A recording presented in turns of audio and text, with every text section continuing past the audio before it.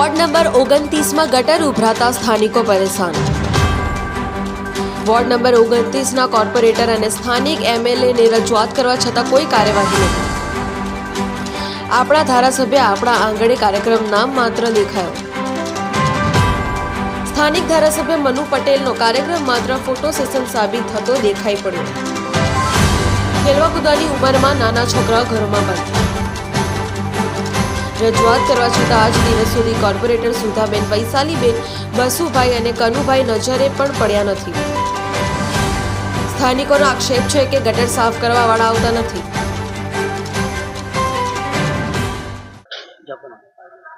મારું નામ આધારભાઈ પાટીલ છે। સુરત મહાનગરપાલિકા વાર્ડ નંબર 29 કોંગ્રેસ પ્રમુખ છું। આદિવાસી સમાજની કઈ સોસાયટી? આ સોસાયટી જમનાનગર છે, બેસ્તાનમાં આવેલી છે।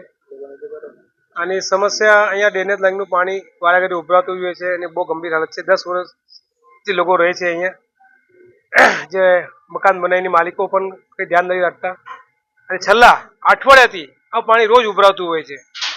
સ્થાનિક કોર્પોરેટરને અહીંયા સ્થાનિક લોકોએ બહુ રજૂઆત કરી છે। કોઈ પણ સ્થાનિક કોર્પોરેટર અહીંયા જોવા નથી આવ્યા કે પ્રજા અહીંયા જીએ છે કે મરે છે।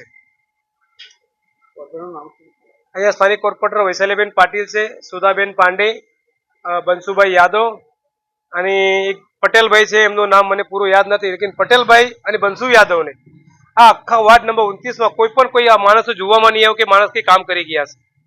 અને સ્થાનિક કોર્પોરેશનમાં કેટલી વખત રજૂઆત કરવામાં આવી? અમે સ્થાનિક કોર્પોરેશનમાં અમારા શહેર પ્રમુખ સાથે અમે અઠવાડિયા પહેલા પણ ગયેલા અરજી આપવા માટે। આ જમનાગરનું અમે રજૂઆત રહી છે, મારા લેટર પેડ પર લિખિતમાં આપી છે અને ઓનલાઈન અરજી પણ આપી છે જમનાગરની ડ્રેનેજના વિભાગમાં પણ।